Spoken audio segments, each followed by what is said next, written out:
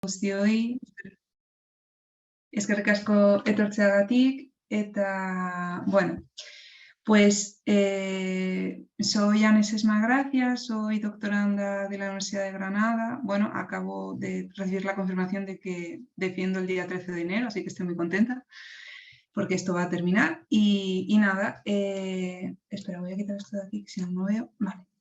Bueno, pues en primer lugar, agradecer a Solidaridad Internacional por invitarme un año más a ser profesora de este módulo y, bueno, y por la oportunidad de este año también por poder tener una pequeña charla, una pequeña conversación que, bueno, que creo que también es positivo para las personas, también porque, bueno, pues para ponerle cara a la gente y para verlo de otra manera y tal. Y bueno, soy antropóloga, que es una cosa que creo que es muy característica también del formato de la charla, porque yo normalmente me esfuerzo mucho como en, bueno, pues en tener mucho cuidado, contextualizar todo mucho, tener muy en cuenta de que, bueno, pues que la realidad social de cada lugar es siempre muy diversa y muy diferente, y bueno, este tipo de cosas que creo que son importantes.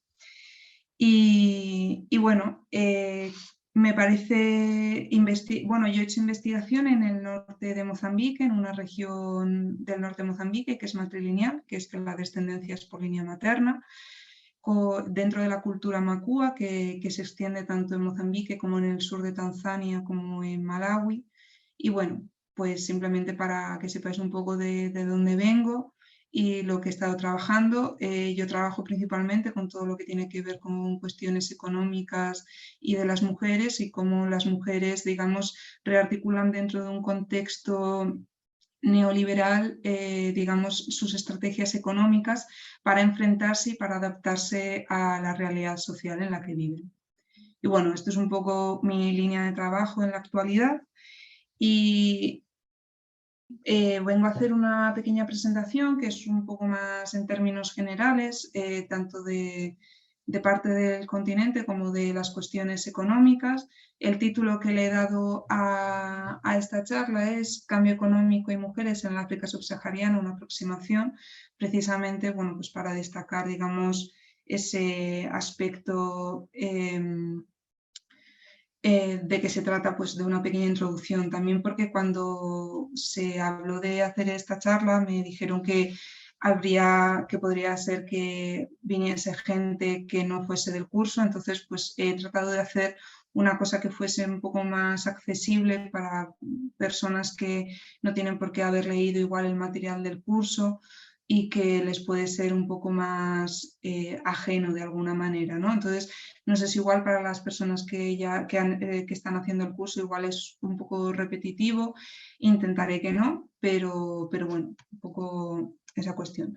Bueno, este es un pequeño índice de los aspectos que vamos a ver, un poco lo que tiene que ver con mitos y realidad del continente africano, el contexto y la realidad sociocultural del continente, la realidad socioeconómica y bueno, me gustaría hacer un pequeño inciso en las cuestiones que tienen que ver con la terminología o con las nociones de desarrollo y de subdesarrollo, porque creo que son palabras que se usan mucho y que digamos que tienen unas connotaciones y que tienen una ideología detrás de ellas que, bueno, que enmascaran y que tienen cierto grado de peligrosidad, sobre todo cuando se vincula eso con personas o con naciones, sin atender, digamos, a toda la diversidad o a toda la riqueza no económica que éstas puedan tener.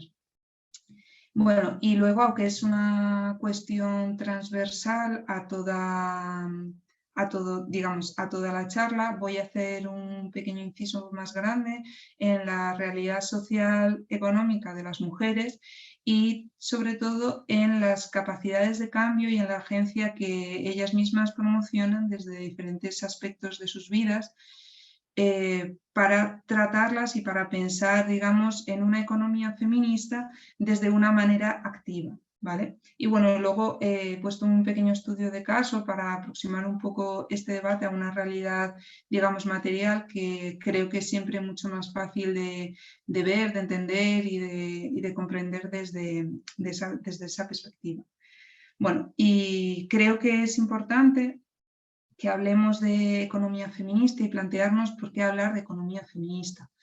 Creo que la economía feminista hace una clara apuesta por entender y apostar apostar por una conceptualización del mundo mucho más amplia y mucho más compleja. Al final, la economía muchas veces, o cuando hablamos de economía normalmente, nos referimos a una economía monetaria, a una economía capitalista, a una economía basada, digamos, en la transacción de bienes a cambio de dinero, etc. Pero creo que es importante que entendamos que la economía es muy amplia. La economía es la relación que establecemos con el mundo para sobrevivir. Y la economía puede ser un trueque o la economía puede ser el trabajo que realizamos para la supervivencia. La economía al final abarca todos los continentes, todos los países, todos los territorios, ha abarcado todos los periodos de la historia. Y lo que ahora hoy en día normalmente hablamos de economía es refiriéndonos a la economía capitalista, pero no es el único modelo económico y tampoco es que solo exista el modelo económico capitalista o comunista como se vio durante toda la Guerra Fría. La realidad económica es muy amplia, es diversa, se reinventa constantemente, es híbrida. Pueden existir muchos formatos de tipos de economía distintos al mismo tiempo, puede haber preponderancia de uno de otro, puede haber una mayor importancia de la agricultura familiar y que el mercado sea periférico, o puede ser una economía exclusivamente basada en el mercado. Bueno, quería hacer como esta mención a la economía porque creo que es importante que empecemos a entenderla de una manera muchísimo más amplia y muchísimo más diversa de lo que normalmente se entiende.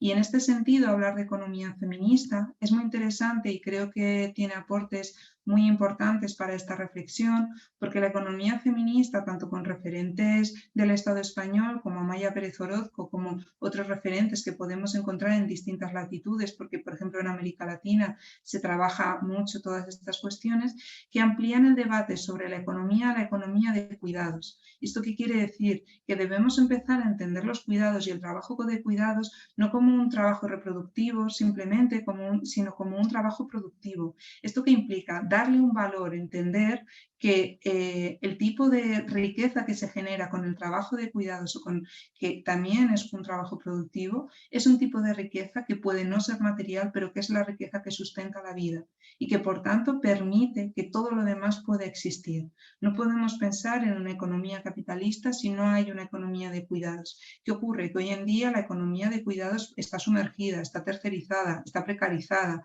está un montón de cuestiones que deben ser resueltas y que deben ser puestas sobre la mesa para plantearnos precisamente cómo es todas estas cuestiones de cómo se entiende y cómo se aborda la economía feminista. Entonces, proponer una economía feminista dentro del continente africano abre la necesidad de debatir cómo se entiende la economía en las distintas regiones del mundo, cuál es el fin que se quiere alcanzar con esa economía, si es el bienestar emocional, físico, social, de todas las personas de una sociedad y de una cultura, o si el beneficio que se pretende es un beneficio lineal de enriquecimiento para la nación, ¿no? Entonces, es un poco es el debate que abre la necesidad y que en este momento es fundamental dentro del contexto del continente. Bueno, bueno, para seguir un poco en esta línea, también un poco para rescatar todas las cuestiones que habéis estado viendo hasta ahora, yo no sé si tendréis acceso o no. Mi propuesta era que si podéis leer el código QR, os tiene que llevar a una pantalla donde hay una pregunta y podéis tener respuestas. Yo no sé si podéis acceder o no, o si preferís, puedo leeros la pregunta y podéis encender el micro y decirlo a viva voz. Es que no sabía muy bien cómo iba a ser el formato, por eso lo planteé así. No sé qué preferís.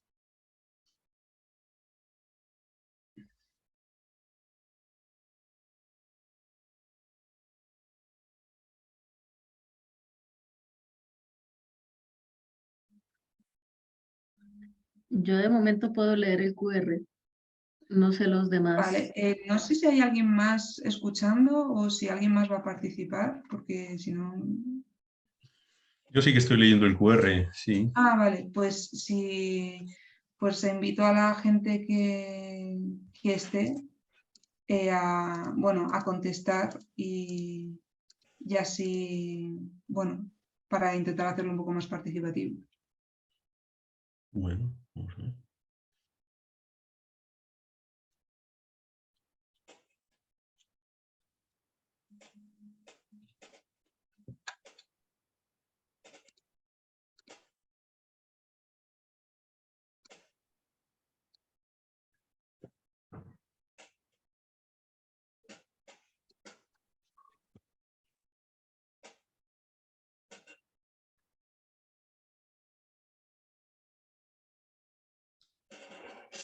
Anne, por el chat nos indican que hay algunas personas que están conectadas con el móvil y que no ¿Sí? podrían acceder al QR.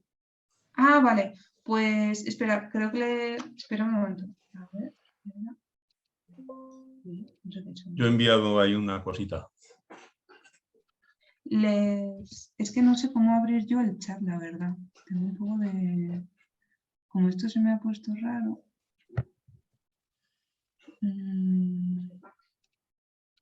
Es que no sé cómo abrir el chat para compartirles el enlace, la verdad.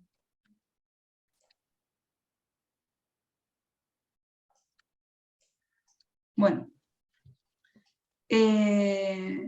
A ver, vale.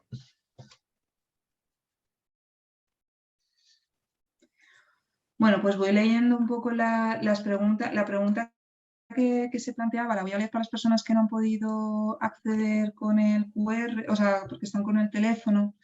Que bueno, la pregunta que se plantea es ¿qué ideas se nos vienen a la cabeza cuando hablamos de África al sur del Sáhara? Las personas que no hayan podido meterse con el QR, si quieren, pueden abrir el micro y decir lo que sea, ¿eh? No, como queráis. Algunas compañeras y compañeros por aquí han escrito sequía, economía del sector primario y de subsistencia con escasos excedentes, riqueza, diversidad, historia, juventud, mujer, unidad, solidaridad entre mujeres. Bueno, está muy bien, me parece todo muy optimista, la verdad, está muy bien. Y no ha aparecido la palabra guerra, que es una cosa que cuando hago este ejercicio con mi alumnado siempre suele salir, ¿no? Que se tiende a hablar muchas veces del conflicto. Y bueno, yo quería hacer hincapié precisamente en una palabra que aquí ha salido, que es la diversidad, multiculturalidad, claro, y la multiculturalidad, precisamente porque hablamos de un continente que es muy grande, muy, muy grande. Es muy común que la gente se refiera a África como si fuese un único país, una única cultura, un único mundo, y la realidad es que la diversidad que abarca el continente africano es muy, muy, muy, muy, muy grande y que normalmente cuando se habla de África se suele hacer en términos generales y muchas veces en términos muy catastrofistas. No se suele muchas veces aludir, pues yo qué sé, a la belleza que tienen sus paisajes o a la diversidad cultural y lingüística que tienen, o a la diversidad de expresiones artísticas que existen, o yo que sé, a la enorme riqueza que existe a nivel, pues entre otras muchísimas cosas, lingüístico, a la cantidad de idiomas que pueden llegar a hablar las personas en una misma región. Y bueno, todas estas ideas de lo que es el continente africano, pues están, bueno, implican muchísimos prejuicios para las personas que pertenecen al mismo y muchísimos prejuicios respecto al continente en sí mismo.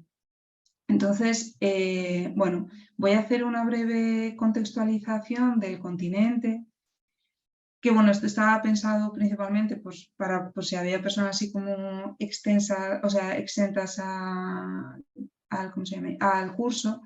Y bueno, como venía diciendo, creo que lo más importante es destacar toda la cuestión que tiene que ver con la diversidad.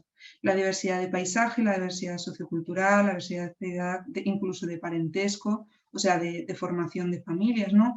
Cómo se entiende la propia familia, qué expresiones tiene la propia familia en el mundo, cómo se relacionan las personas, cómo son las corresponsabilidades, bueno, todas estas cuestiones.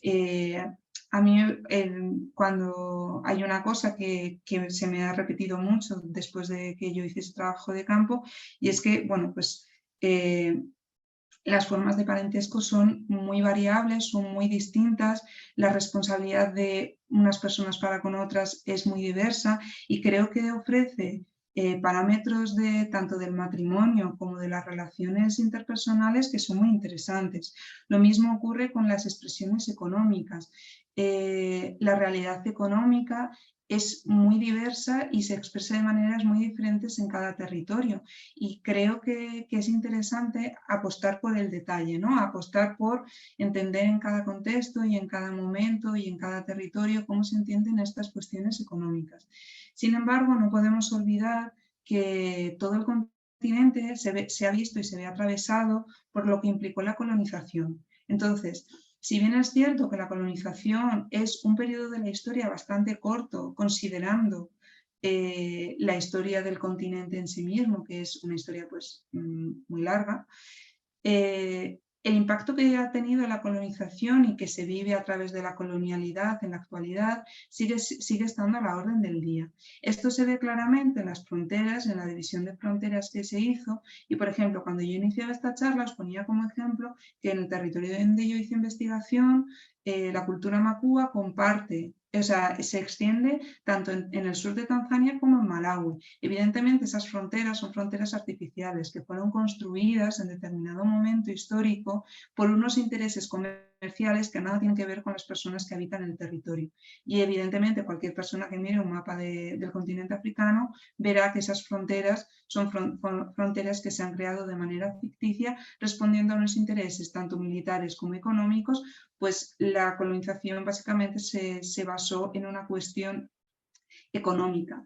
Igual que la trata de personas esclavizadas fue una cuestión principalmente económica, la colonización también lo fue. Al fin y al cabo, no es casualidad que más o menos en el mismo periodo en el cual la trata fue prohibida, se iniciaron todas las grandes colonizaciones en el territorio, porque al final lo que se buscaba era suplir una mano de obra y unos recursos por otros. Y eso fue lo que acabó ocurriendo. No se hablaba en términos de personas esclavizadas durante ese periodo, pero sí que eran súbditos, sí que eran personas que se veían obligadas a trabajar de manera gratuita o prácticamente gratuitas. Existían, digamos, una criminalización, una persecución de las personas para que al fin y al cabo aprovecharse, digamos, de esos recursos, tanto de las personas como los recursos naturales que había en el territorio.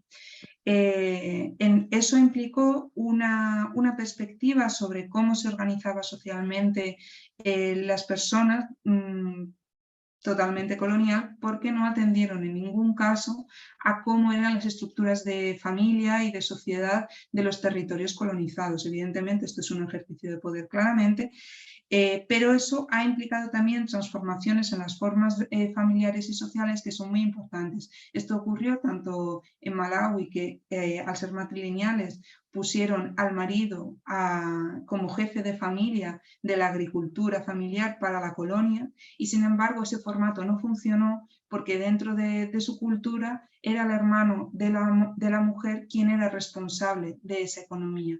Y entonces los ingleses en este caso se encontraron con un sistema económico de colonia completamente fallido precisamente por no atender a una cuestión de diversidad cultural, ¿no? Que evidentemente los ingleses no estaban para pensar en ese momento en todas estas cuestiones, que son cosas que se han debatido y que se han reflexionado posteriormente.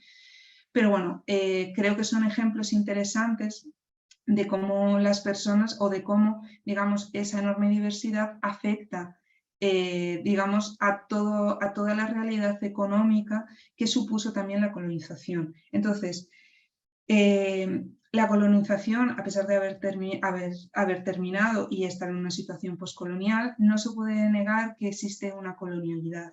Entonces, ¿a qué nos referimos con esta cuestión de colonialidad? ¿No? Es como a los efectos que se siguen viviendo cotidianamente o que se siguen expresando en la actualidad en el continente de una diversidad de maneras, que bien podrían ser las fronteras o, por ejemplo, si nos fijamos en cuáles son los idiomas oficiales de la mayor parte de los países de África, ¿no? Como el idioma oficial normalmente es el francés, es el inglés, es el portugués, en algunas ocasiones es el suajili, por ejemplo, o el árabe, pero muchos de los países del África subsahariana tienen como idioma principal alguno de los idiomas que fueron los idiomas coloniales. Entonces, este tipo de cuestiones siguen afectando, ¿por qué? Porque limita enormemente, por ejemplo, el acceso que tienen las personas a los recursos económicos o el acceso que tienen las personas a determinada financiación o al conocimiento o a un montón de realidades, incluso a la educación, porque muchas veces la educación se da en estos idiomas. ¿Qué ocurre? Que afortunadamente la mayor parte de la gente acabe siendo bilingüe, trilingüe o lo que sea, y digamos que hay un nivel de adaptación muy importante, pero eso no implica que principalmente para las personas de las áreas rurales o las personas que no han tenido nunca acceso a una educación formal se vean limitadas, por ejemplo, en su trato con el gobierno o en el acceso a determinadas ayudas que pueda ofrecer alguna ONG o los propios gobiernos. Tienen normalmente iniciativas económicas, agrícolas para la población, y las personas que no hablan el idioma oficial pues se ven muy limitadas. ¿Qué ocurre? Que esto coincide con que en muchos países se da una diversidad lingüística muy grande. Entonces, ¿qué ocurre? Al haber sido creadas las fronteras de manera artificial sin respetar cuál es la realidad cultural y social de las personas, esto se ha visto afectado no solo en que personas de los mismos países no hablan igual, incluso ninguna lengua en común, o más o menos, o pueden llegar a comunicarse pero no del todo. Entonces, eso puede llegar a suponer alguna dificultad para muchas personas. Y también hay otros aspectos de carácter, bueno, racista también, que se siguen viviendo hoy en día y que, bueno, que siguen siendo efecto de ese periodo colonial. Entonces, a pesar de no haber sido tan largo en el tiempo, sí que debemos tener en cuenta los efectos que siguen teniendo a día de hoy. Y eso se ve principalmente en toda la cuestión de una ideología que va impregnada y que vamos a ver a continuación, de toda esta idea del desarrollo y del subdesarrollo, y de la idea de toda la mejora de vida que puede implicar, por ejemplo, la migración, ¿no? El discurso sobre la migración que existe. Esto también implica, o no la migración, pero digamos que todas estas consecuencias que parten del periodo colonial, y no solo, que también pueden ser más antiguas, tiene que ver con los conflictos políticos y los conflictos armados. Pues no es casualidad que todos los países donde hay una gran riqueza de materias primas principalmente, sean los países en los que haya mayores guerras, mayores hambrunas, mayores conflictos armados, en un momento en el cual hay un gran recurso natural, directamente se convierte en un país en conflicto, además de considerar toda la situación de precarización laboral que suele implicar para las personas que acaban trabajando en ese tipo de, normalmente, o de minas o de recursos o de extracción de recursos naturales.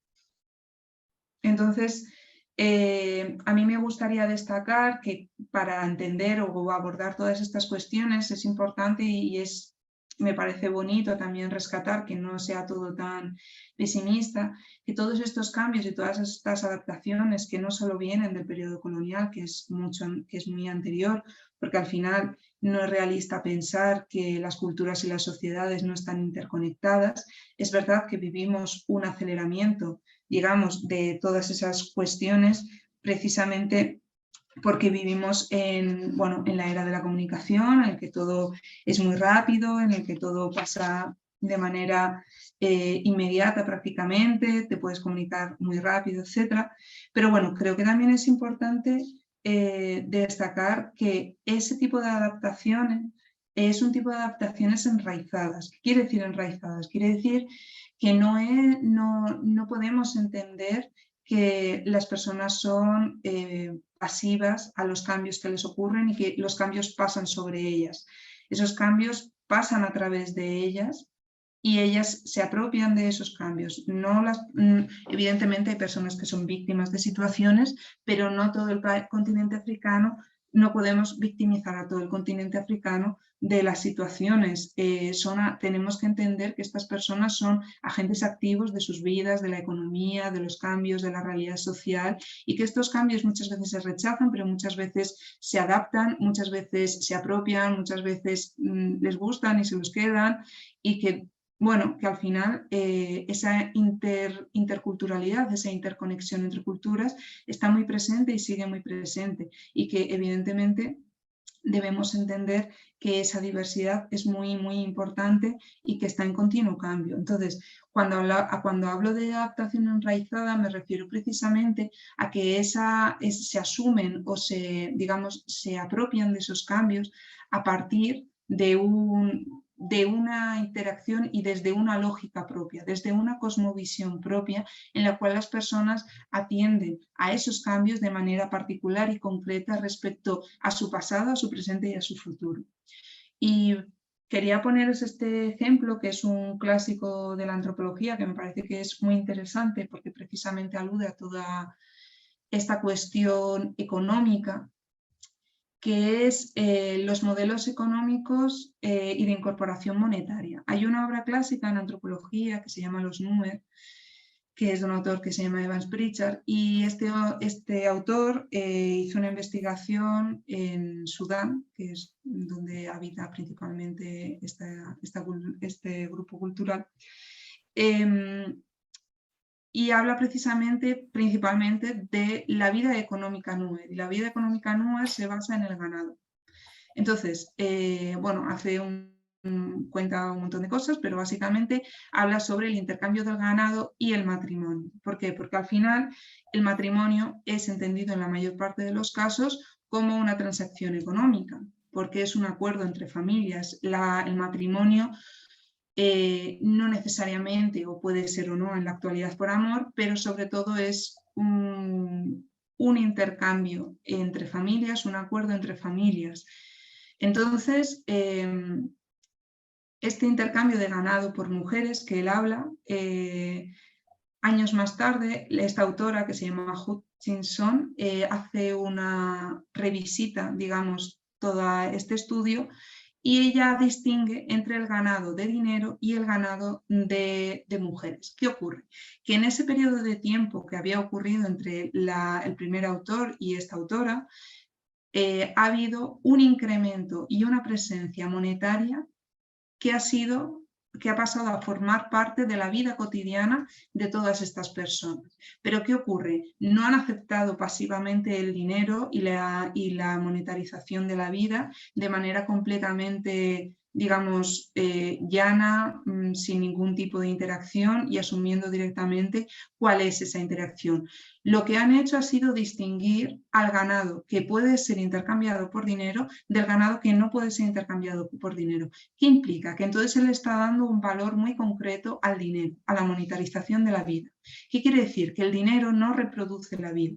¿Por qué el ganado que se puede intercambiar en el matrimonio es un ganado específico? Porque el ganado, al tener sangre, transmite, perpetúa. Sin embargo, el dinero no perpetúa. El dinero es algo que viene, se va, desaparece, no es, pierde valor, gana valor, le pasan muchas cosas al dinero, pero el dinero no perdura y sobre todo no se reproduce, el ganado se reproduce. Entonces, el ganado del dinero podría ser vendido, comprado, puede ser usado para comprar armas o para comprar arroz o para comprar cualquier bien que se necesite. Sin embargo, el ganado de las mujeres, que es como lo llamaban, no puede ser usado de esa manera. ¿Por qué? Porque ese ganado perpetúa la vida y ese ganado está pensado y preparado para mantener y continuar los lazos familiares. Entonces, ¿qué ocurre? Que este ejemplo es muy interesante porque nos explicita que está habiendo una activación de cómo se entiende la economía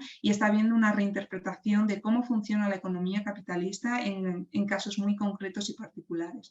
Entonces, ¿qué ocurre? Que de repente encontramos que existe una agencia respecto a cómo se entiende esa economía y a cómo se apropia esa economía, ¿vale? Entonces, bueno, quería traer este ejemplo porque me parece que ilustra bastante cómo se dan este tipo de interacciones. Vale. Y entonces, hablando de una cuestión de la realidad socioeconómica, bueno, pues como veníamos diciendo, no pensarlo como gente pasiva o víctimas de la situación, sino entenderlo como, bueno, que son personas y son territorios que reinterpretan y se relacionan con el mundo de manera muy activa y constantemente reactualizándolo. Entonces, es cierto que el continente africano abarca la mayor parte de la zona libre de comercio del mundo, a pesar de que existen mercados gigantescos y una actividad comercial muy importante. Y creo que es importante destacar que no necesariamente la falta de mercado es una cosa mala.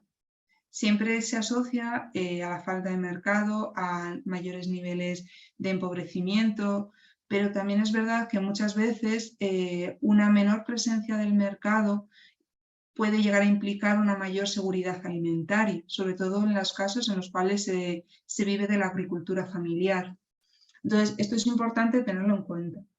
Y también es importante destacar que el desarrollo que se está creando, que muchas veces está afectado por todas estas cuestiones que hemos visto, ¿no? De las guerras, los conflictos, las fronteras, etcétera, también es verdad que existen muchísimos recursos y muchísimas potencialidades que la población va usando, va inventando, va reinventando, va creando. Y en este sentido, a mí me gustaría poner dos ejemplos que son reales y que me parecen muy interesantes, precisamente de cómo toda esa actividad económica está en continuo cambio y en continua activación, creando espacios económicos muy interesantes. Y entonces, uno de los ejemplos que quería poner es el caso de cómo de un sistema, digamos, de aplicaciones móviles que funcionan por SMS, que me parece muy interesante. La mayor parte de la población no tiene acceso a móviles táctiles, o si tiene, muchas veces no se tiene acceso a Internet o no hay cobertura de Internet, bueno, pues hay como dificultades logísticas, pero la mayoría de la gente tiene teléfonos normales, de los que no son táctiles.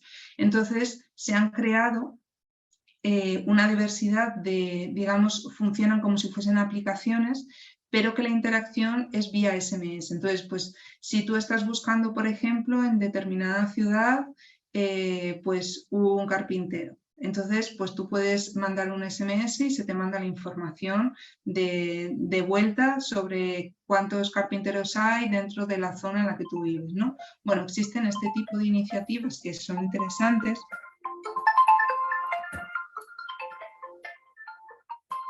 Creo que hay alguien que le suena el teléfono.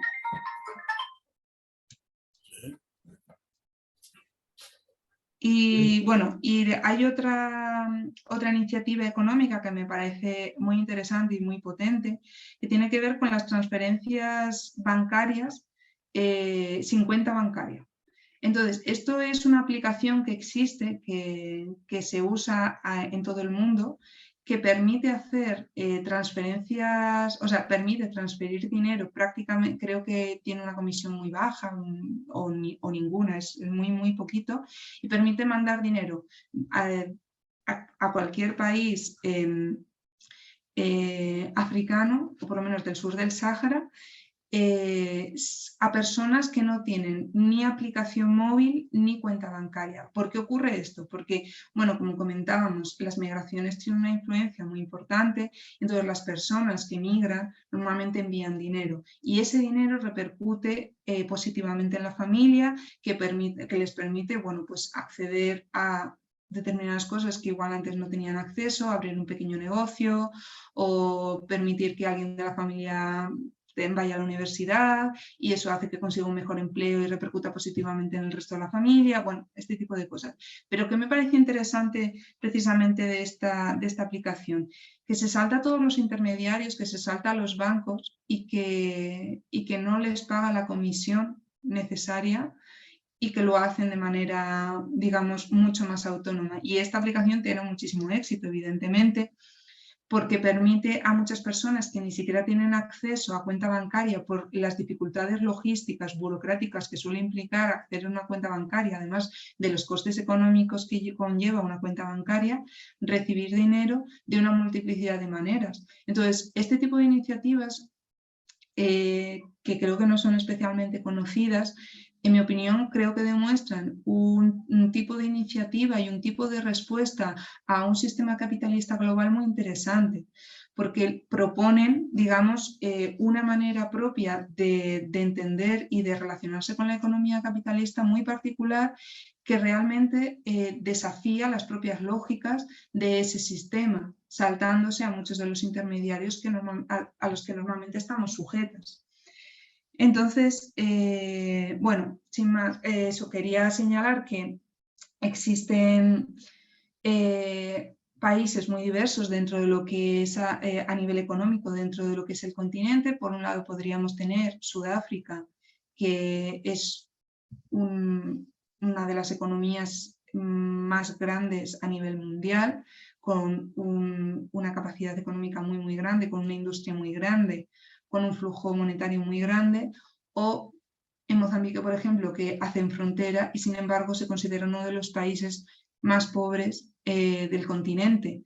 Sin embargo, la seguridad alimentaria que tiene Mozambique es muy importante, ya que el 80% de la población se dedica a la agricultura familiar. ¿Eso qué implica? Que hay muchísima más...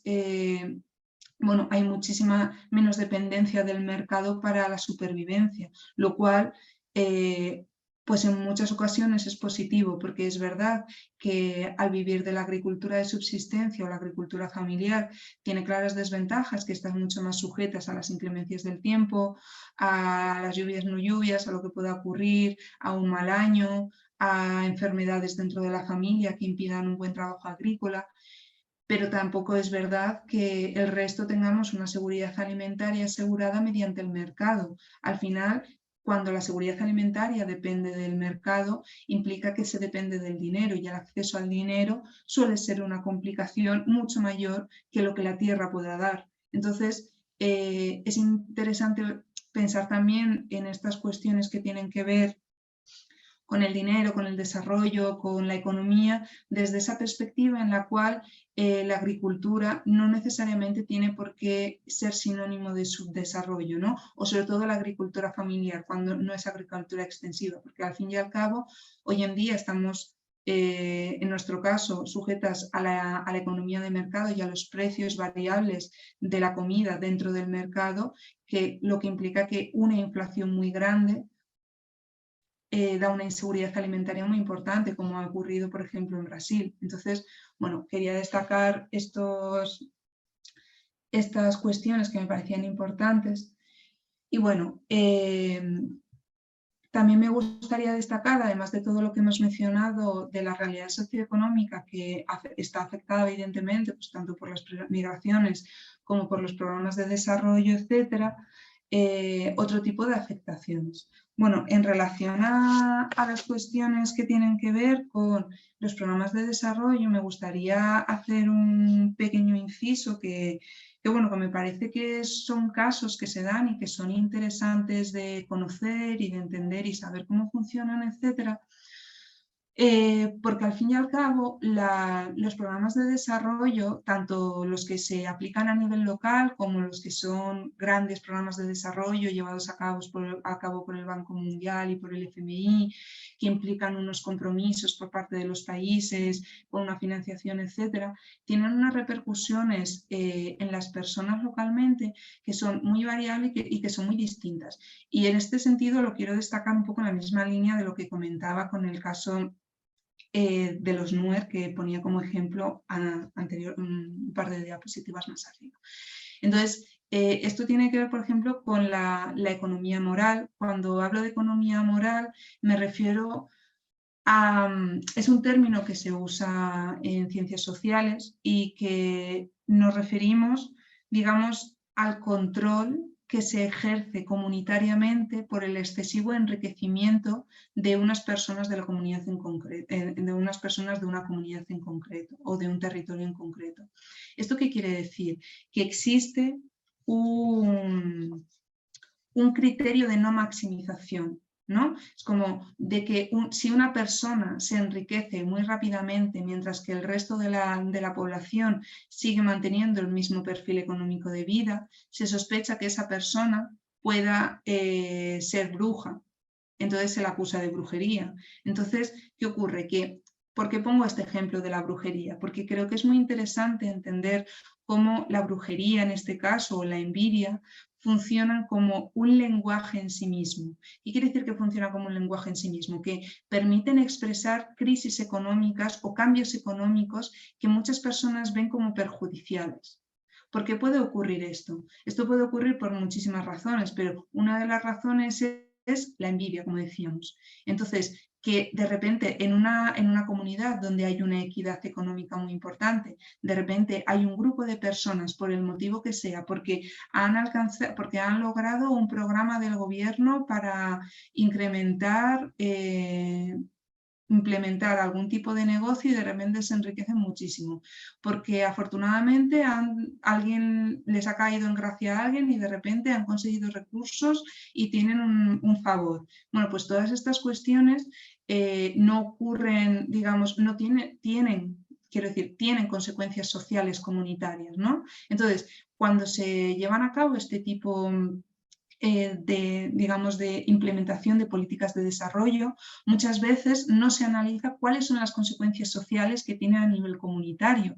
Entonces, si digamos que si ese proyecto de desarrollo no se da equitativamente, puede tener consecuencias, bueno, que implican pues acusaciones de brujería, asesinatos muchas veces,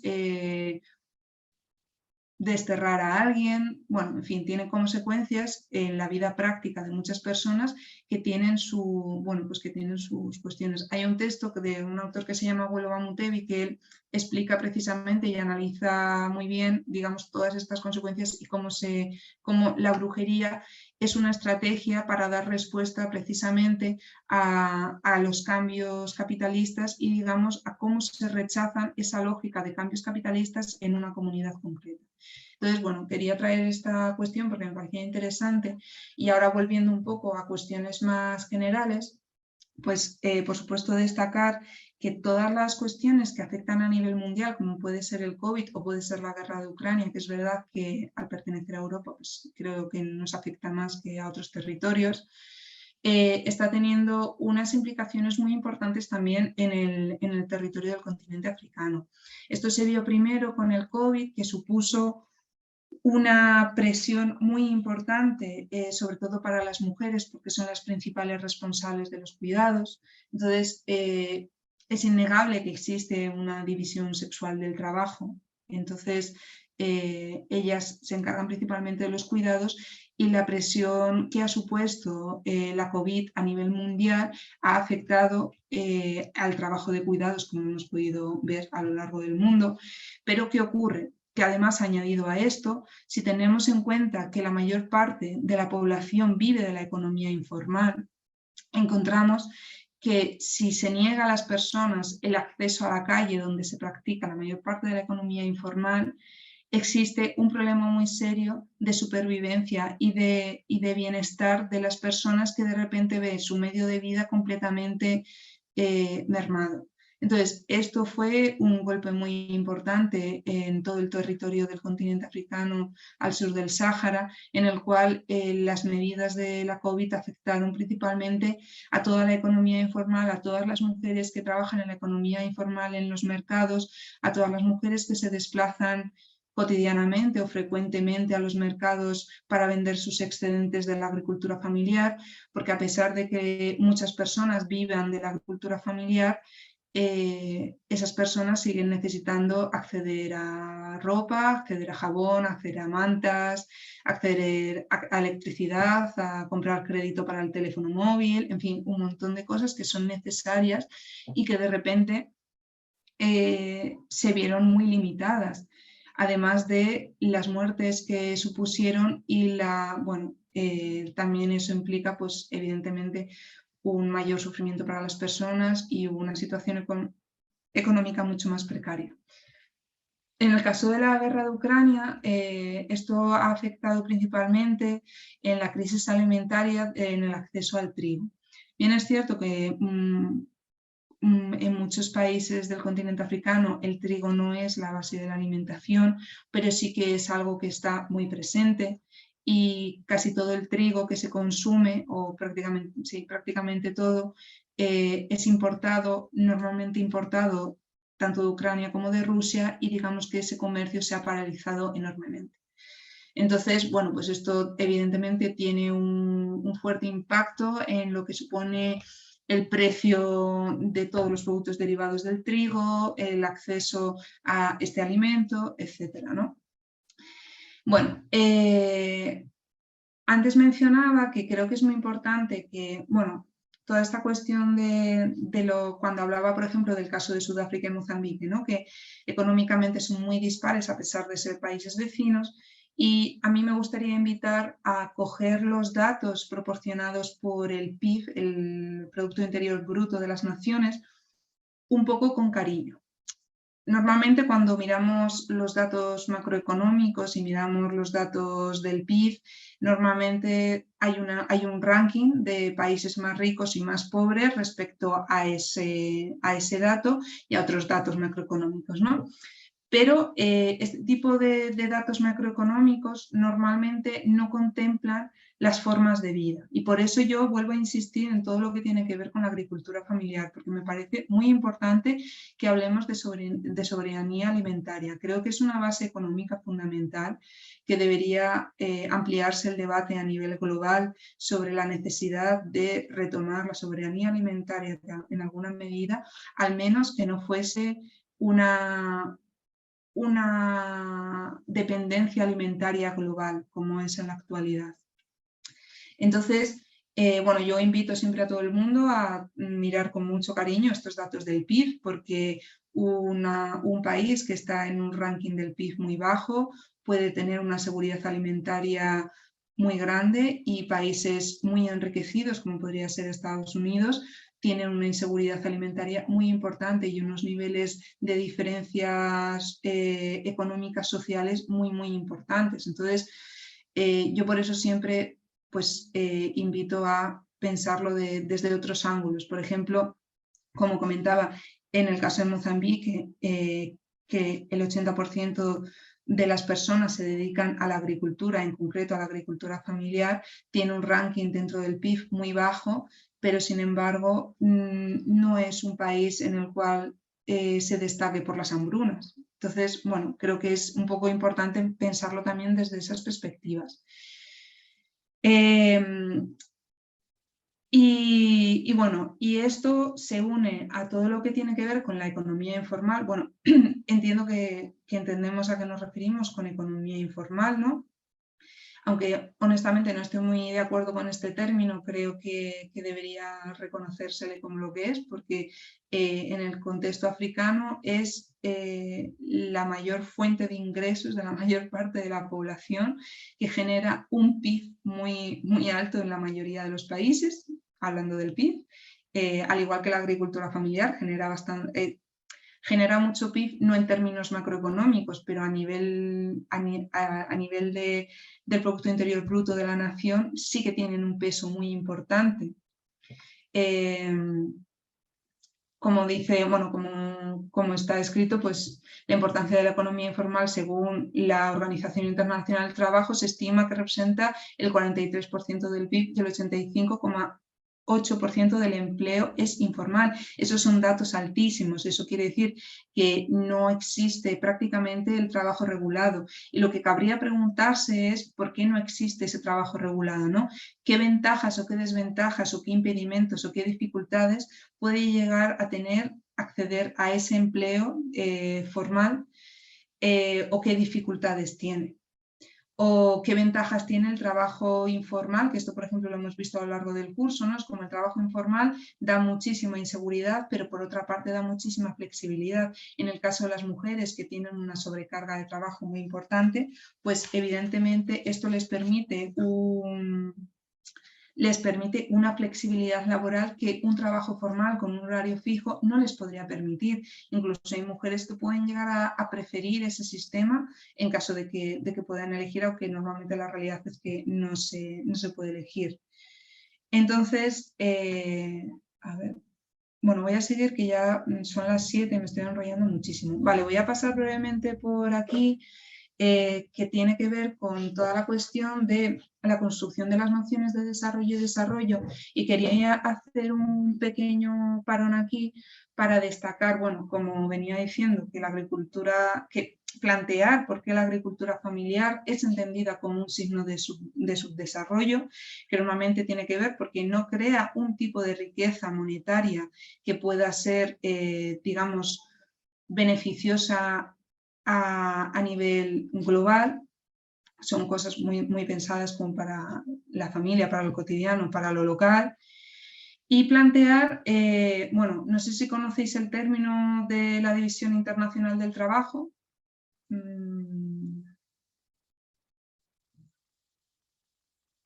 Bueno, yo lo voy a explicar. La División Internacional del Trabajo apela precisamente, y como, bueno, entiendo que se sobreentiende, precisamente a cómo a nivel global existen divisiones globales en las cuales en unos territorios se cultiva, en otros territorios se produce y en otros territorios se trabaja principalmente en el sector servicios. Si pensamos eso en términos de continente, pues es fácilmente deducible pues, que el continente africano trabaja principalmente el primer sector, Asia trabaja principalmente en todo el segundo sector, en la producción de todo lo que se consume casi a nivel mundial, es un territorio de fábricas, y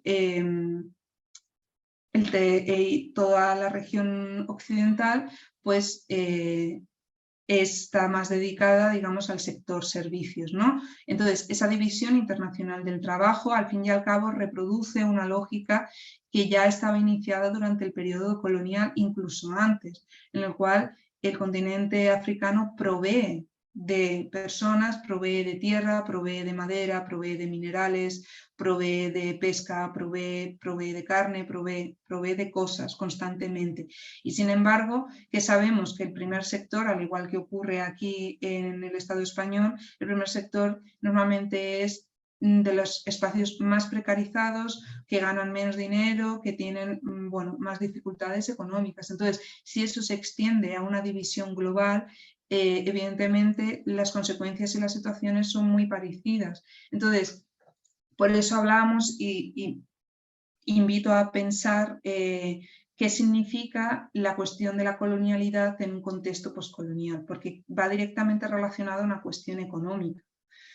Entonces, ¿por qué va directamente relacionado a una cuestión económica? Porque, a mi parecer, no es casualidad que los países que una vez se dijeron civilizados y que colonizaron en nombre de la civilización a otros países, hoy en día sean los países desarrollados que están enseñando cómo desarrollarse a los países subdesarrollados. En este sentido, hay un autor mexicano que es muy interesante, que tiene un libro que se llama La invención del tercer mundo, que a quien le apetezca seguir explorando esta temática le invito a que se lo lea, está en PDF accesible en internet.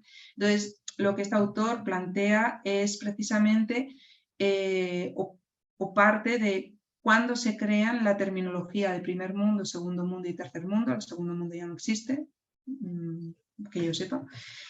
Y cómo esta noción del tercer mundo lo que ha hecho ha sido crear unos parámetros económicos por los cuales se va a llegar a ser primer mundo o se va a llegar a ser desarrollado. Entonces, ¿qué ocurre? Que existe una idea económica, lineal, capitalista, y que se puede trazar por objetivos y ir alcanzando progresivamente.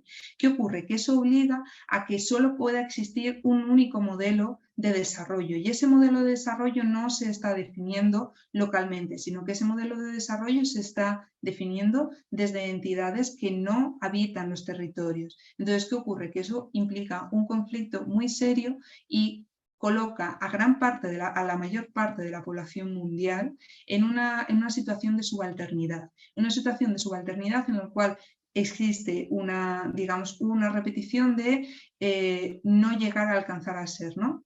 De estar en vías de desarrollo, por ejemplo. Entonces, creo que sería importante discutir qué es ese desarrollo que se busca. ¿Ese es un desarrollo exclusivamente económico?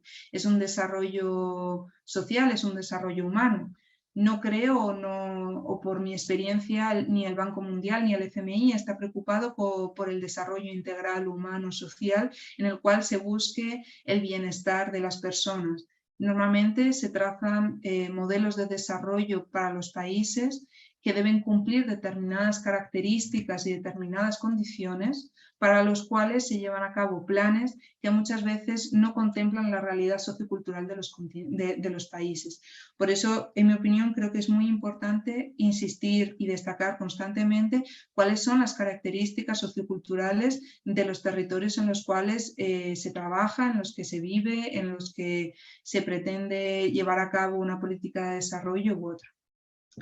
Vale, entonces, para no extenderme más, y pasar directamente a una de las cuestiones fundamentales de esto, de esta charla, es la realidad social de las mujeres, de la realidad socioeconómica de las mujeres y cómo realmente se encuentran en una situación de claro sobretrabajo y de vulnerabilidad en muchas circunstancias, porque se exponen a situaciones en las cuales ganan menos que los hombres, trabajan mucho más o llevan a cabo... Yo en todo momento doy por hecho que el trabajo de cuidados es un trabajo y por tanto por eso hablo de que trabajan mucho más, porque normalmente llevan a cabo la mayor parte o todas las tareas domésticas.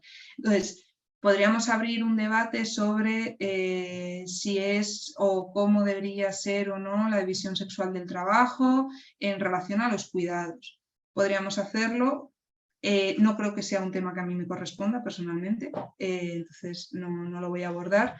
Yo me voy a limitar un poco a plantear cuestiones que creo que son importantes en relación a la economía de las mujeres en el África al sur del Sáhara. Entonces, pues destacar que las mujeres de media ganan un 30% menos que los hombres, cosa que aquí también suele ocurrir. Tienen más sobrecarga de trabajo precisamente por todas las cuestiones que tienen que ver con los cuidados y que dentro de esa división sexual del trabajo normalmente ellas asumen la mayor parte del trabajo agrícola, por lo menos el agrícola que está dedicado a la agricultura familiar. Si es agricultura para exportación, pues que podría ser el algodón o el sésamo o el tabaco o en fin, otros productos que son vendibles a nivel global. Ese tipo de cultivos muchas veces lo llevan los hombres. Eso no quiere decir que no haya mujeres que tengan este tipo de cultivos y que no haya hombres que trabajen en la agricultura familiar. Evidentemente, esto no es una norma, es una cosa una tendencia, si queremos entenderlo así. Y también es verdad que las mujeres suelen tener menos oportunidades laborales y menos oportunidades escolares. Y normalmente estas cosas también suelen ir de la mano, sobre todo cuando hablamos de empleo formal. Entonces, perdón un momento. Entonces, es verdad que el empleo formal es una gran oportunidad, principalmente para las mujeres, para contar con una estabilidad, con un salario, con una seguridad en muchos ámbitos que la economía informal no da. Pero también es verdad que el empleo en sí mismo tampoco ha supuesto mayores índices de equidad. Una mujer puede estar empleada en alguna administración del gobierno y eso no va a implicar que, por ejemplo, deje de asumir todas las tareas de cuidados que tiene en un matrimonio, ¿no? O sea, una cosa no necesariamente va de la mano de la otra.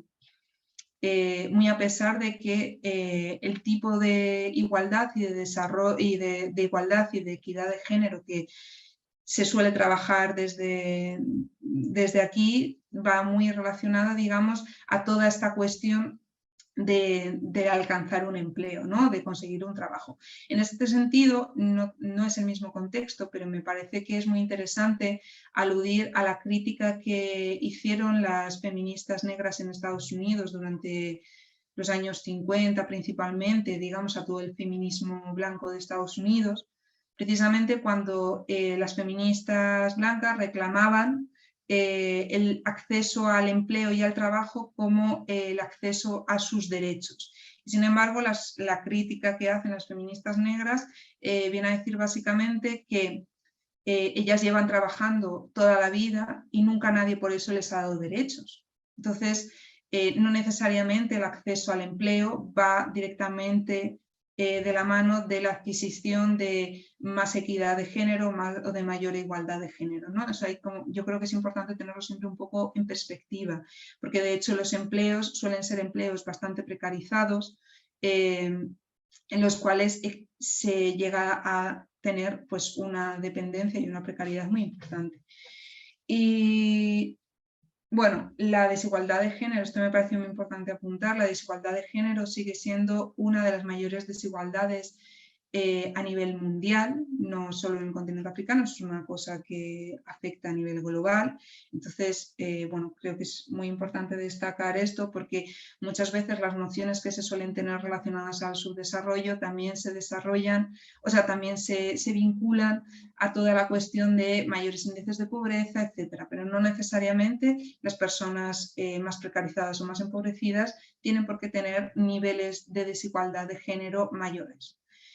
A mí me gusta por ese mismo motivo hablar de patriarcados y no de patriarcado. Creo que es muy importante, igual que insisto constantemente en toda esta cuestión de la diversidad, creo que es muy importante que tengamos en cuenta que igual que existen muchísimas culturas, existen muchísimas formas del patriarcado y el patriarcado se expresa de maneras muy diversas, muy distintas, de influjos muy diferentes. Entonces esto hay que tenerlo muy presente. En este sentido, aludiendo a toda la cuestión del trabajo que estábamos hablando, he querido rescatar esto que ha salido en el foro de debate de este módulo, que es un término que usa una autora que se llama empoderamiento light, que lo usa sobre todo para referirse a este tipo de empoderamiento que se promulga o que se incentiva por parte de, digamos, de esta lógica de desarrollo basado en la economía, en la cual se hace a las mujeres responsables de su propio destino, y al hacerlas responsables de su propio destino también se las culpabiliza y también se las aísla, porque ellas es todo bajo esta lógica meritocrática, evidentemente, de si tú lo intentas lo puedes conseguir, si no lo has conseguido es porque no te has esforzado lo suficiente, lo cual excluye completamente toda la cuestión social, económica que estén viviendo esas personas. Entonces, si tú no tienes un contexto, si tú no tienes un acceso o a la educación o al capital social o cultural, no es realista pensar que va a tener las mismas oportunidades que una persona que ha nacido con muchísimo dinero. Esto no es cierto. Entonces, ¿qué plantea el empoderamiento light? Que este tipo de empoderamientos que se buscan, que hacen a las mujeres responsables y autónomas y que tienen que trabajar por encima de lo que ya trabajaban para lograr su empoderamiento y así su independencia, en realidad es un tipo de empoderamiento que la autora denomina light precisamente porque no es un empoderamiento que busque la emancipación de las mujeres, es un empoderamiento dirigido a la inserción de estas mujeres al sistema capitalista. ¿Eso qué implica? Que no quiere decir que vayan a tener una mayor independencia necesariamente o una mejor situación social y laboral, sino que se ven metidas dentro de una lógica en la cual tienen que producir para el capitalismo. Y eso no necesariamente es positivo, porque luego igual pueden estar obligadas a dar todo el dinero que han recibido al marido, o en realidad eso implica que tienen que abandonar su agricultura familiar y lo que ocurre es que llega el COVID y de repente no tiene manera de acceder a comprar comida para la familia, ¿no? Es como la realidad social es siempre muchísimo más complicada y hay que tener mucho cuidado porque al final este tipo, digamos, de iniciativas pueden repercutir negativamente y por eso mismo en el foro también se habló de alternativas digamos, pensadas y articuladas de estas mujeres, y hay una de las cosas que ha salido ahora en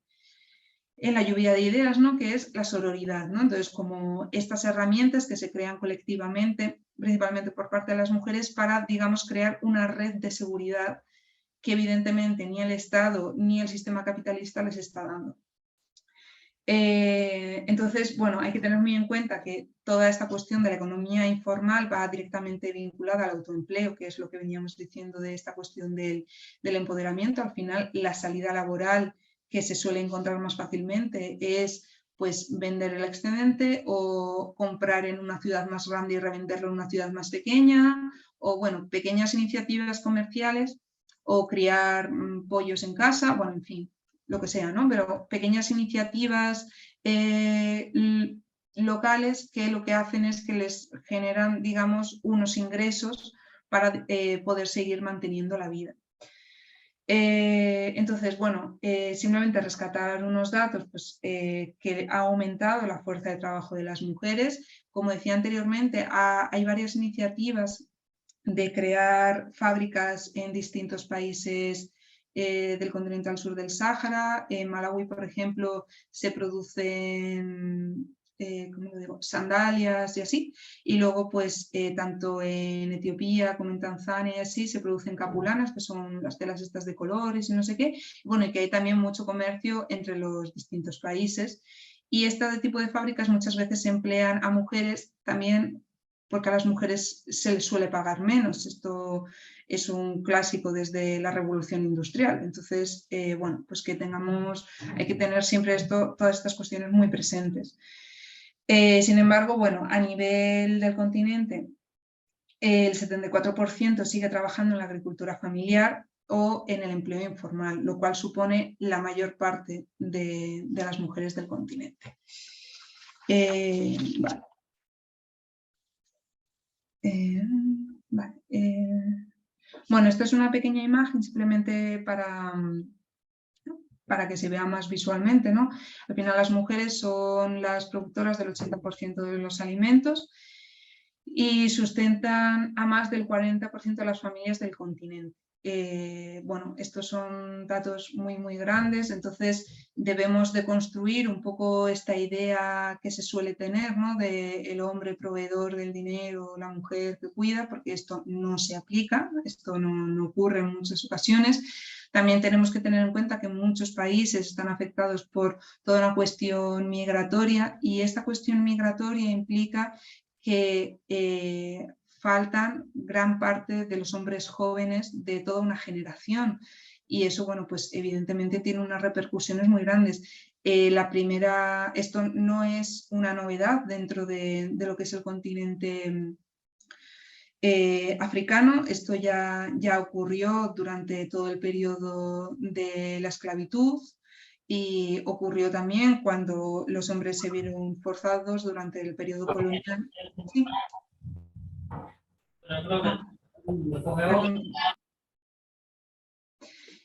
Se vieron afectados durante el periodo colonial cuando los hombres eran obligados a trasladarse o a trabajar en otros lugares para los colonos, dejando atrás, digamos, a la familia. Bueno, pero como a pesar de todo me gusta ser optimista, a mí me gustaría hablar en estos pocos minutos que me quedan de la capacidad de cambio y de agencia. Entonces, un poco para retomar lo que venía diciendo en la parte introductoria de la charla, creo que desde la economía feminista habría que hacer una apuesta por buscar y analizar y comprender las distintas iniciativas locales que existen, como las que estábamos hablando anteriormente, como que se comentaron en el foro, ¿no? Los bancos de mujeres, por ejemplo, que unen el dinero, luego lo redistribuyen, etc. Bueno, y creo que es importante apreciar y ver con cariño las distintas maneras en las cuales se expresa la economía en cada territorio y no entenderlo directamente como subdesarrollado porque decida adherirse menos o de manera particular a un proceso neoliberal global, porque la realidad es que diría que a día de hoy no hay territorios que se queden ajenos a esta realidad. Pero sí que creo que hay muchas maneras en las cuales las personas lo reinterpretan y se apropian de ellos. Y las mujeres, en este caso, son agentes fundamentales de este proceso de cambio en la economía y de reinterpretación de la economía. Entonces, ¿qué ocurre? Esto es bastante paradójico, porque al final el dinero es un medio de acceso a la independencia, es un deseo muchas veces, es un acceso al bienestar, pero al mismo tiempo es considerado muchas veces malo. Durante una entrevista, durante mi trabajo de campo, una mujer me decía, el dinero es mi marido. Claro, a mí cuando ella me lo dijo me sorprendió muchísimo, pero bueno, es una manera de entender el acceso a la independencia. Esta mujer se había quedado viuda y el dinero era lo que le había permitido mantenerse viuda. Entonces, este tipo de casos, bueno, implican o expresan precisamente que el dinero adquiere características propias y que el dinero en sí mismo, el sistema capitalista en sí mismo, está constantemente imbrincado en un sistema completamente paradójico entre el ansia y el rechazo y el acceso y la necesidad, pero al mismo tiempo no querer, pero bueno, que son realidades que son muy complejas y que se dan de manera muy distintas. Y a mí en este sentido, bueno, además de incidir de nuevo en toda esta cuestión de que creo que es importante hacer investigaciones minuciosas donde se rescaten todas estas cuestiones, me gustaría destacar un ejemplo que me parece muy interesante de cómo las mujeres movilizan este tipo de estrategias económicas partiendo muchas veces de sus conocimientos tradicionales. Entonces, en el caso de Uganda hay un tipo de figura que se llama Senga, que son mujeres que tradicionalmente hacían la iniciación femenina y que, bueno, que con la colonización, con los cambios económicos, etcétera, lo que han hecho ha sido profesionalizar esta profesión. Entonces, lo que han hecho es que ahora es algo que se compra y se vende, que se paga, que se hace individualmente y no colectivamente, y lo que hacen es que se han convertido en una especie de consejeras amorosas, matrimoniales, etc. Entonces, ¿qué ocurre? Que muchísimas mujeres con unos recursos limitados por falta de educación formal, porque igual no hablan el idioma oficial del país, porque son de áreas rurales, por un montón de motivos, encuentran una estrategia económica a partir de sus conocimientos tradicionales. Esto no quita que siga siendo una manera de autoempleo, pero creo que es una estrategia económica muy interesante que se da en muchos contextos y que expresa una potencialidad de los recursos y de la dinámica económica muy interesante en la cual las personas son capaces de adaptarse de muchas maneras. Entonces, vale. Nada, eso simplemente quería destacar, bueno, pues que me parece muy importante entender cómo funciona la capacidad de cambio de agencia a nivel económico. Y bueno, y quería traer también esta imagen que me parece muy ilustrativa, que tiene que ver con toda esta cuestión que estábamos hablando de los índices de desarrollo económico y los índices de equidad de género, que no necesariamente van de la mano, o sí, o de una vertiente muy distinta de maneras, porque al final encontramos, pues vemos que Ruanda tiene el 61% de escaños en el Parlamento que son mujeres, Senegal tiene 41 y España tiene 47, casi como Namibia. Entonces, muchas veces es como, vale, cuando se habla del continente africano hay una tendencia muy grande a pensar en mayor opresión hacia la mujer, que están más sometidas, etc. Pero sin embargo encontramos que existe una representación parlamentaria muy importante. Entonces, ¿por qué ocurren este tipo de cosas? Bueno, pues porque creo que es importante entender también que no necesariamente y por eso hablaba antes de tipos de patriarcados distintos, no necesariamente las esferas de poder que se dan de una manera en un patriarcado en concreto se dan de la misma manera en otro. Entonces, en muchas culturas, las mujeres, sobre todo cuando llegan a determinada edad, tienen acceso a una autoridad y entonces esa autoridad no se les niega, no es un debate sobre su presencia en el espacio público en ningún caso. O sí, o puede serlo, pero no se les niega esa autoridad que tienen, porque puede ser que la autoridad no esté basada en una cuestión de género, sino en una cuestión de edad. En este sentido, Yoron Kiyogumi, que es una feminista que ella trabaja mucho estas cuestiones y habla precisamente sobre la construcción del género dentro del continente africano a partir de la colonización, que ha hecho que, digamos, el valor que tiene la edad pase a un segundo nivel, cuando en realidad era la forma de estructura social principal, por lo menos en el caso Yoruba que ella analiza, ¿no? Entonces, bueno, creo que es importante como que aprendamos a distinguir que no necesariamente el desarrollo económico va vinculado a una igualdad de género y que tampoco una mayor tasa de escaños en el Parlamento de Mujeres implica que no haya, por ejemplo, que sea más igualitario que otros países, ¿no? Muchas veces las esferas de poder se mueven de maneras muy distintas. En este sentido, muchas feministas africanas destacan que esta asociación clásica que se ha hecho dentro del feminismo occidental, entre que la esfera privada de la casa es un espacio en el cual la mujer está sometida, en el cual se tiene que alcanzar la independencia mediante el espacio público, etc. Ellas reivindican que la casa, que no es un piso, sino casas con patios, con comunidad, con familia, es su espacio de poder y de autoridad, ¿no? Entonces, también eso implica la necesidad de debatir esa construcción de cómo se construyen las esferas de poder y el poder en general. Bueno, y por último, ya para terminar en estos 5 o 8 minutos que me quedan, esto simplemente quería poneros algún pequeñito ejemplo.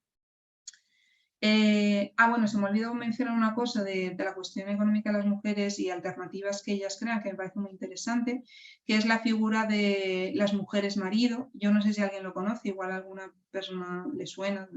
Bueno, las mujeres maridos son... es una figura que existe en algunas culturas en las cuales, por una diversidad de motivos, que bien puede ser la infertilidad o porque no han nacido hijos varones o por otros muchos motivos, una mujer puede ocupar la posición social de un hombre. ¿Qué ocurre? Que en los últimos... Ya le digo yo hasta cargo también. ¿Qué tanto cargo?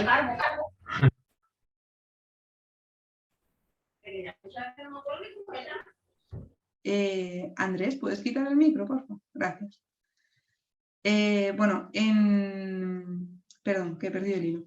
Bueno, lo que ocurre es que al ocupar esa posición social como hombres en las últimas décadas se ha visto que muchas mujeres al alcanzar determinada posición económica optan por divorciarse de sus maridos y, digamos, convertirse en mujeres marido en las cuales se casan con otras mujeres. ¿Por qué? Porque así ellas son autónomas en cuanto a su dinero y en cuanto a su descendencia y en cuanto a su casa, y también es verdad que se está usando en muchas ocasiones como una alternativa para salir de matrimonios violentos con hombres, lo cual me parece una estrategia bastante interesante por parte de las mujeres.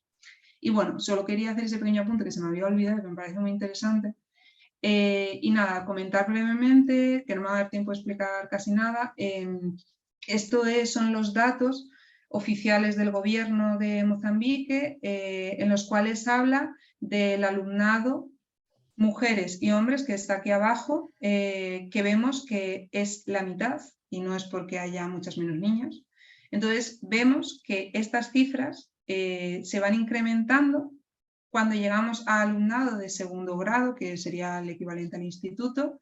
Vemos que más o menos, pero que ya hay menos mujeres, pero el dato que me interesa es este de aquí, que es el profesorado, mujeres y hombres en Mozambique. Vemos que hay casi 30.000 profesores hombres y casi 8.000 profesoras mujeres. ¿Eso qué quiere decir? que hay una desigualdad de acceso al empleo muy, muy, muy importante respecto al género. Entonces, cabría preguntarse por qué se debe esto. Porque las familias deciden invertir en la educación de los hombres, porque las mujeres se quedan embarazadas y se quedan en casa, porque las mujeres se casan, bueno, hay muchísimos motivos que deberían analizarse, pero lo que sí que es evidente es que hay una desigualdad que va aumentando a nivel laboral según se va accediendo a mayor rango. Porque, por ejemplo, si nos fijamos en el profesorado, en el nivel primario, en el cual no se requiere haber acudido a la universidad, vemos que es casi de la mitad, que corresponde a el número de alumnado matriculado. Bueno, simplemente quería mostrar estos datos porque me parecen significativos. Y bueno, estos son también datos macroeconómicos del país, pero me interesa principalmente esta tabla, que me parece muy interesante, que tiene que ver con lo que comentábamos antes de la población que cuenta con cuenta bancaria. Entonces, está diferenciado tanto por el ámbito rural como por el ámbito urbano de mujeres, hombres y total. Y si nos fijamos, las mujeres en el ámbito rural que cuentan con cuenta bancaria no llegan ni al 2% de la población. En el caso de los hombres alcanza el 5%, que también es muy bajo, y en el ámbito urbano encontramos que las mujeres tienen el 15% y los hombres el 25%. ¿Esto qué ocurre? Que a pesar de que hablemos de números muy bajos, los hombres siempre tienen un mayor acceso a cuentas bancarias con todo lo que eso implica, porque al final tener una cuenta bancaria significa que tienen una mejor posición económica como un empleo formal. Bueno, esto simplemente no quiero extenderme, solo destacar cosas que hemos estado comentando y tal, que me parecía me parece bastante visual este cuadro respecto al acceso, digamos, al dinero formal, como lo entenderíamos, ¿no? Pues sería una cuenta bancaria. Y ya para terminar esta última diapositiva, pues nada, destacar que en el caso en el que yo investigué, existe la mayor parte de las mujeres viven de la agricultura familiar y algunas de ellas venden excedente en el mercado del pueblo más grande. Y lo que ocurre es que la capacidad económica que ellas tienen está muchísimo más limitada. Para poneros un ejemplo, por ejemplo, si ellas venden un montoncito de la verdura que estén vendiendo, la venderán a entre 10 o 5 meticales, que es la moneda local. Sin embargo, una capulana, es el tejido este de colores, cuesta 250. Eso quiere decir que para que una mujer con sus propios medios pueda llegar a comprar una capulana tiene que vender muchísimos montoncitos de verdura. Y sin embargo, ¿quiénes venden esas capulanas? ¿Quiénes los que venden la ropa? Normalmente son hombres que se desplazan hasta la costa y compran allí y lo traen al interior. Entonces, bueno, este pequeño ejemplo para ver que existen una gran diferencia de acceso al dinero, incluso dentro de lo que es la economía informal, porque ambas cosas pertenecen a la economía informal. Sin embargo, me gustaría destacar una iniciativa no explícita que existe por parte de las mujeres, que es muy parecida a la que comentábamos antes con el caso de las mujeres Senga, de la figura Senga, que es la feminización de la curandería, que es una cosa que está ocurriendo y que me parece muy interesante, porque al final es el mayor acceso que tienen las mujeres que no hablan portugués en este caso, a obtener mayores ganancias. Entonces, se valen de los conocimientos que tienen de las plantas del entorno, de la curandería, para hacer de eso su profesión y vivir de eso. ¿Qué implica? Que muchas de estas mujeres pueden transitar por los territorios que normalmente las mujeres no transitan, no dejan a la familia atrás, y estas mujeres, sin embargo, viajan mucho, se van de unos pueblos a otros para curar a gente y nadie las cuestiona, y muchas de ellas o se divorcian o no llegan a casarse nunca. Entonces, es verdad que en el territorio es una práctica muy común. La mayor parte de la gente que yo conocí se había casado y divorciado 2 o 3 veces. Entonces, bueno, simplemente pues quería un poco destacar que existen este tipo de iniciativas económicas de autoempleo completamente informales que son estrategias que las mujeres buscan dentro de sus propias herramientas de conocimientos culturales para buscar su propia emancipación en un diálogo paradójico y extraño con el sistema capitalista monetario a nivel global, y que lo que hacen es, bueno, pues reinterpretar las situaciones, reactualizarlas y proponer otras formas de pensar el mundo. Y nada, simplemente pues destacar que creo que es importante entender esto y estas realidades socioculturales siempre desde una perspectiva de la no maximización. Eso quiere decir que no necesariamente todo el mundo quiere alcanzar un enriquecimiento lineal, económico, monetario, progresivo, que alcance un éxito que pueda ser medible dentro del Producto Interior Bruto, por ejemplo, sino que muchas culturas y muchas sociedades apuestan por la equidad. Apuestan porque el enriquecimiento sea comunitario, sea equitativo, sea redistributivo, y se aplica en ese caso pues, la perspectiva de la no maximización. Y nada, pues por no extenderme más y que llevo hablando muchísimo rato, pues mila esker guztioi, y que nada, que muchas gracias por haber venido y por escucharme.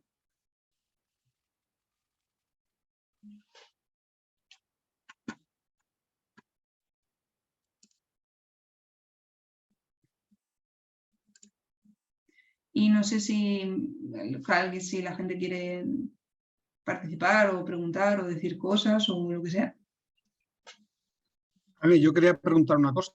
Sí, espera que voy a subir el volumen, si no, no me entero. Ya está. Buenas tardes, lo primero, y muchas gracias. Vamos a ver, no me ha dado tiempo a acabar el módulo. Espero acabarlo hoy y presentarlo yo el examen. Vale. Pero me ha pillado viajando. Pero bueno, yo una cosa que no he visto en el módulo es la influencia de la religión. Yo me toca viajar por África Occidental. Y yo creo que, a lo mejor digo una barbaridad, que la religión musulmana pues pone ciertos impedimentos al desarrollo económico de las mujeres. Entonces, no sé si hay diferencia en África, con lo grande que es, entre países de una religión oficial o de otra. Esa era un poco mi pregunta. ¿Por qué crees que la religión musulmana, o sea, como que crea impedimentos en la economía?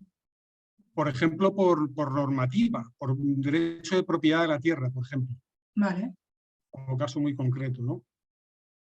Vale, es verdad que no está en el módulo y es un tema muy interesante. Creo que igual de cara al año que viene sería interesante ponerlo, la verdad, porque es verdad que tiene una influencia muy importante, pero creo que en algunos contextos puede haber, digamos, esa limitación de, por ejemplo, de lo que comentas de las tierras, pero creo que también responde a lo que comentaba ahora de la lógica de maximización, de la redistribución en muchas ocasiones, ¿no? De procurar que nadie esté por encima de nadie, lo cual me parece una perspectiva que, bueno, dentro de la lógica del sistema capitalista no es interesante, pero dentro de la lógica de la equidad es una apuesta bastante interesante.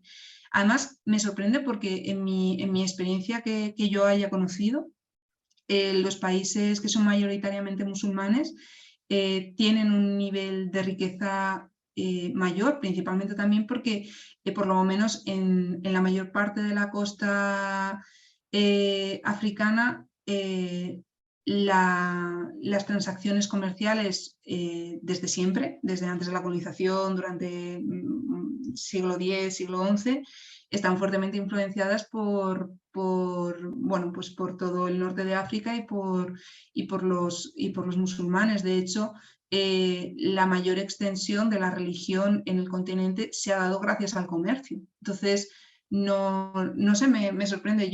Para mí siempre había sido todo lo contrario, pero es verdad que es un tema muy interesante. Nunca la había reparado mucho porque no trabajo religión, la verdad, pero es verdad que hay una vinculación muy importante entre las cuestiones económicas y las cuestiones religiosas. Al final es muy difícil no hablar de religión.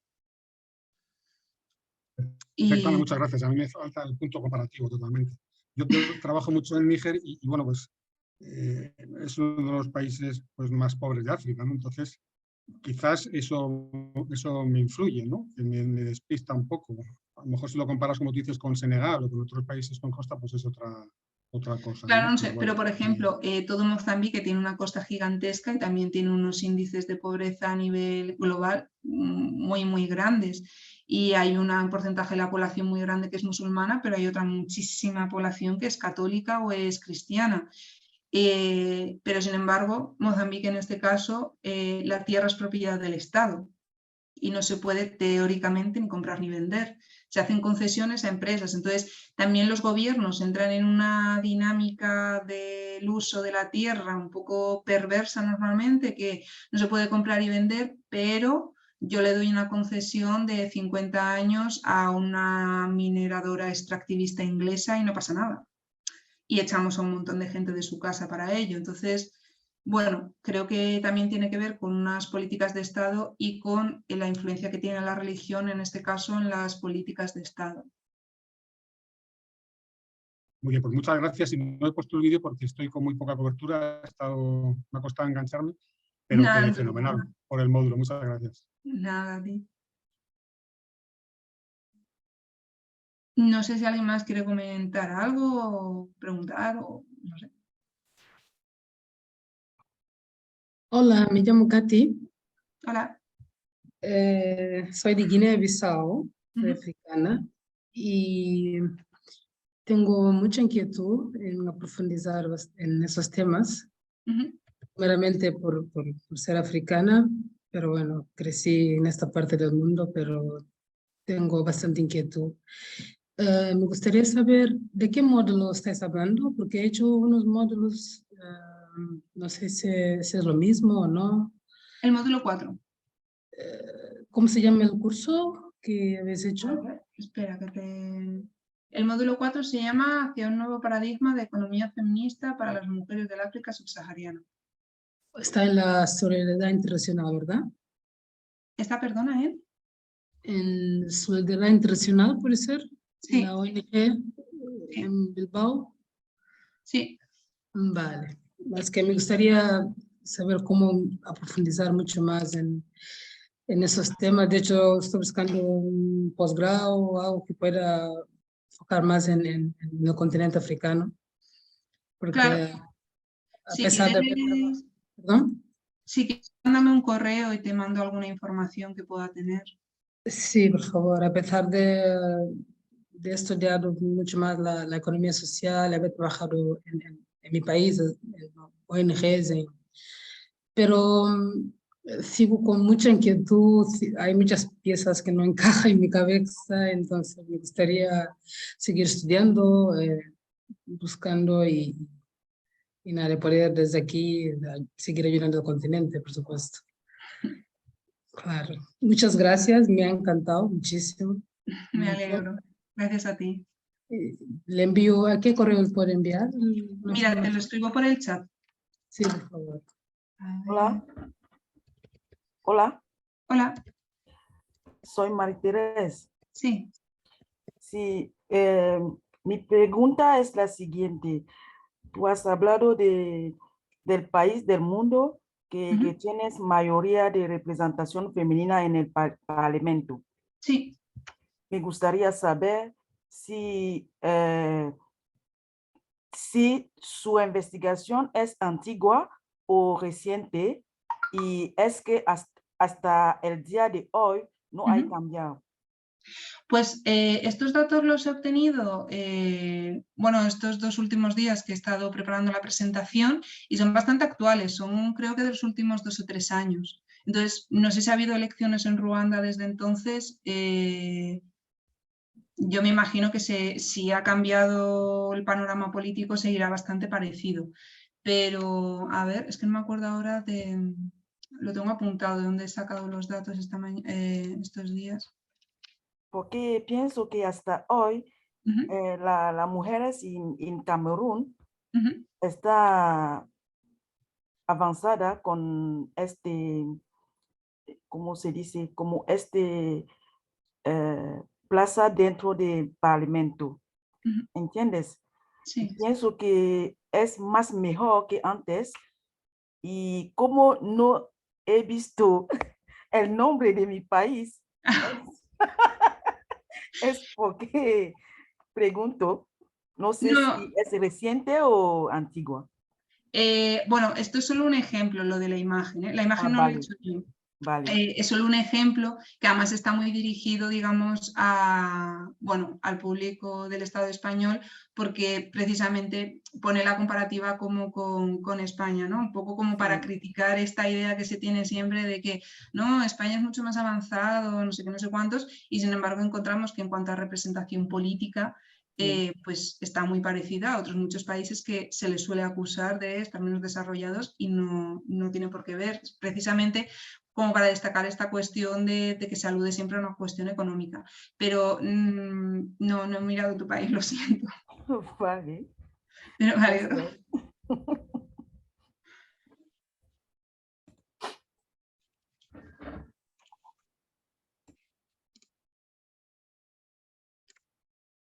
Pues no sé si alguien quiere comentar alguna otra cosa o alguna reflexión o lo que sea.